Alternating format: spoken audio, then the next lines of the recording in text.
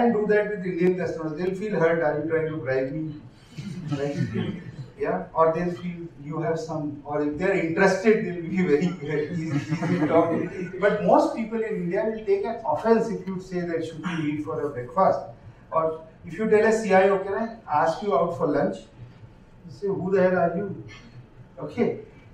Outside, in UK, it is considered a norm that you can call people for lunch or breakfast outside, especially for lunch and early evening a drink. You can call in UK people very easily out. In Southeast Asia, it's very easy to call people for breakfast because they come out very, very early. So, Malaysia and Indonesia, it has become a norm. In Philippines, it is opening up in a way. In other countries, it is opening up. It is still not very clear that whether you can call people out. But at least in these 3-4 countries, yes, they will. In Singapore, people will not talk to strangers. So as a stranger, until you have met the customer 3-4 times, they will not come out with you. So you be very cautious. Don't make those approaches unless you have met the customer 3 or 4 times. So next is Singapore is extremely clean in every which way, and I know I hope you understand what I'm saying. You cannot do any hanky-panky in those markets. Be very, very cautious about it. Gender equality is seen in all places. Other than Saudi Arabia, you go to any place in the world, you will see gender equality. But be very cautious. You can't shake hand in Muslim countries. You have to be very. You should know who to call by what. People like to just call by so and so san. Very happy just add some prefix and suffix. Be cautious. It does not work realistically there. And while talking to other gender, you be very, very cautious. Okay, and it's better to figure out. For each country, there is a different norm. So handshakes, you have to be very cautious about. Okay, how to sell? Now, is this very small? No. Okay, so it is tough to sell independently. This is where I was coming to. That for smaller companies, the moment you step out, why do you want to do exports? Gross, basic understanding, the reason why we want to do exports is, of course, besides the technology innovation, benchmarking to the world quality, getting global experience, giving our people better life. What is the core reason for exports? The core reason for export is the way we have treated our country, currency. It has given us, for exports, a solid strength against dollar. So reverse side, if you are able to earn dollars, you can multiply the size of your companies, right? If you can earn in dollars, you can do same contract in dollars. It can genuinely create a much bigger enterprise, much more faster. So without getting into the McDonald's burger index, the fact is you will get more money outside working for the same solution. Having said that, it also means you will blow more cash selling outside. Then what you will say, blow in terms of your sales investments in India. Right or no? Yep. So you have to be very cautious as a young company how to sell outside. So best is to create a local partner who will create inroads into financial institutions. Why did I say this first? Why did I not say this first? Because I wanted you to get this understanding first. That this, if you remember my first slide, last slide, you have to become a local enterprise. How can you become local better than if the local person sells there for you? Okay. Next, is the next speaker here already? Okay, I'll take 5 more minutes. 5 more minutes. Okay. Take partners who are capable of providing primary tech support. So instead of just having wheeler dealers, if you try to get somebody who has a primary tech support capability, you are much better off. Second thing is, instead of you creating a huge sales network, try to do solicitation of a partner to take a local employee, and you will not believe this, it's much cheaper for them to employ a local person as a sales manager than it is for you to employ an Indian into that market as a sales manager. So in any country you take as an example, you will end up spending 50,000 to $100,000 as a salary if you put a sales manager there. Okay? If they put a local salesperson in Malaysia or Indonesia or Philippines or Vietnam or any of these markets, it will be not even $25,000-$30,000 for their local person. 2 or 3 years experienced person who can suavely talk English, drive good car, understand financial technology, be able to explain product application and so on and so forth, be able to knock on CEO's door and say, I want to meet you, my uncle knows you. This is the conversation which a $20,000, $30,000 person can do that there, which we will not be able to afford as an Indian going into that market. So if you have multiple partners in different places, your people should supervise sales managers of those people rather than having your own sales managers and blowing up huge costs. So if you have an SC, a business head or a founder of the company, you should have 1 or 2 sales people who are your pre-sales people or your inside marketing people as a support, and they are operating in India and they travel to these places regularly. Importantly, they should manage a fleet or a team of sales managers who are appointed by the partners in different countries. So now you have a Southeast Asian team which is multiplied. See, 1 or 2 sales managers by each partner in 4 different countries means you have 10 sales people operating. If they insist that they will not be exclusive to you, you don't mind that. So long as they are doing your work, you should not worry. And if you become a little hefty, stronger company, start sharing their sales salaries a little bit, it is still 1,000 times cheaper than having your own sales force operating everywhere. Okay, invest on partner training in both India and in their country, which is very, very critical. So if you bring them here, all you have to bear is their hotel expenses. They are very happy to take their own air travel and come. Hotel expenses is far cheaper than actually flying people here and there. So if you bring in somebody here, you have service apartments here, they are very happy to live. Nobody gets the kind of care how Indian hospitality industry provides. So they are very happy to come to India. You are giving them a little bit of a sightseeing tour experience, you give them cultural experience of being in India, you are looking after them, they will travel at their cost and come. If they get trained in your environment, they respect you more and they stick around with you more. They sell for you better. And of course, you should do local training there. Build separate OEM relationship. So I am saying, in one country, have a single partner only. Lot of people will tell you, you should have competing partners. I can tell you, you get killed as a small business if you try to have competition among 2 partners in a small country. Because they are friends there. And they will talk bad about you and nobody will work with you.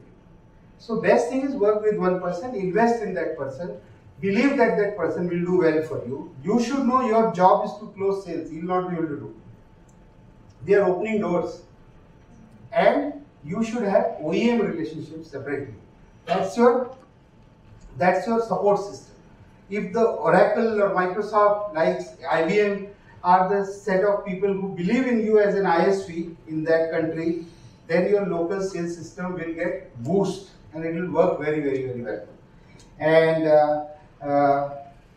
partners will not let you own relationship easily. Therefore, you have to do a little bit more difficult task. Create customer roundtable meets regularly. So every 3 months or 6 months in each country, when you have got some prospects and 1 or 2 customers, don't fear bringing customers and prospects together. Bring them together. Even if this customer is unhappy, please bring them together. And say, I want more referenceability from you. If they sit together and chat over a small lunch or dinner, that's a customer roundtable. And you are discussing what is happening in that country in terms of new innovation requirements, new technology requirements, how adoption can happen and so on and so forth. That will bind you. That will give you more customer ownership than the partner. They will start believing that partner is merely a vehicle or a carrier and you are the driver. You are bringing in the intellect, IP, support and all of that. Build customer forums. Once you become strong, in any country you have 5 customers or 8 customers, behave like a leader. You create a customer forum in that country and start inviting customer thought leadership in terms of opinions and advices. And set high targets for your sales people to do joint sales calls with you and the partners, and definitely benchmark the RFPs which are being floated in that country in which you are participating or not participating. RFPs being floated by the country in general will tell you where you are, whether your products are working well or your products are behind time. Okay, I'll just quickly run through before I get kicked out. Periodically participate in industry events and research surveys in build positioning. These are all normal things.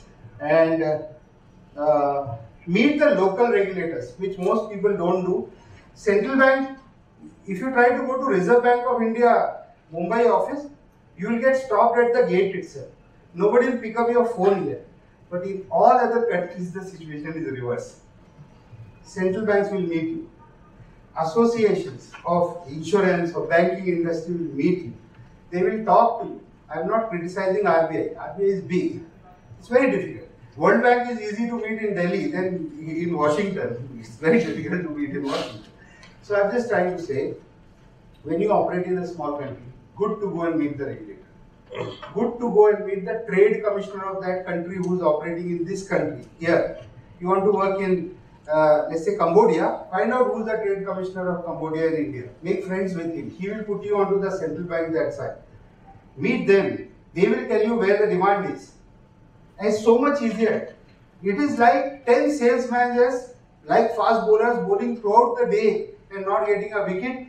Here, one guy bowling the first over and getting what you want in terms of result. Because you are operating at the apex level, where people are hungry to meet or have more people doing business with that country. Okay. Next, very quickly, what to watch out for, and I think this is the last slide. Your contract jurisdiction in Southeast Asia is best in Singapore, nowhere else. Customer will always say, I want contract jurisdiction in my country. Try not to. You say my country does not permit all of those things. Okay? Use a consultant to say they have an Indian company, they cannot do a jurisdiction in Malaysia or Indonesia. Do a jurisdiction in Singapore. So how you do that? First ask for India. So they'll say no. Then you keep fighting, then you say Singapore. They'll accept it. But you must understand, Singapore is seen, revered in Southeast Asia as a very powerful, very clean, very, very sophisticated country, but also hated for the same reason. Because people say, boss, we can't be there. But everybody tries to emulate them. So they don't easily accept Singapore as a jurisdiction. So what you do, you accept jurisdiction of that country, hear me out properly, accept jurisdiction of Malaysia or Cambodia, but take what is called as arbitration clause in the agreement in Singapore. Others should find out if the boards are controlled by the local military organization. Just be a little cautious in terms of contracting. Countries having persistent unrest or war are easy contracts to get. Very easy business. Afghanistan, Iraq, there are various such countries, Syria today. People will tell you, you will get millions and millions of contracts at very low sales effort and so on and so forth. Don't sell. Please don't get into it. Because there will be personal risk, and as a small company, we will not be able to deal with personal risk to our people, to our contracts. There is something called operational risk, that the building may get bombed and you will not survive. You know, so be cautious about countries which have a continuous social risk, should not travel. There was a sales manager in our previous company who insisted that he will go to Cairo on a certain day. I was telling him there is a problem, don't travel. He kept on saying he will go. He got locked in a hotel room for 35 days and vegetarian. Okay. So do not pay or offer payouts. Don't do that. You may think that country has its own culture of accepting, receiving and all that. You don't get involved. Stay absolutely clean. You have an ecosystem. Let them decide what they want to do. You don't get involved. Be very, very clear. You must know you are an expatriate. The biggest mistakes Indians make, and this is, sorry, as a parting comment I am saying this, but biggest problem which we have faced in US, in Africa, in UK as a little bit of a clawback on us is because we try to show too much of ownership of local culture there. You know, we try to disturb the local culture. We should not do that. You must always know you are a visitor to the country. you are setting up a business.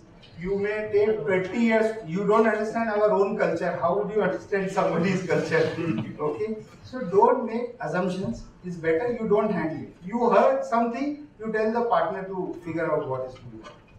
And be happy with how you are doing your business rather than being extravagant. Because this can put you in solid legal trouble in most cases, or at least in political problems. I think I am done with. Thank you very much, and thank you for waiting. Thank you very much. And, did I bore anybody? No. Did I bore anybody? Thank you very much. Thank you. Nice.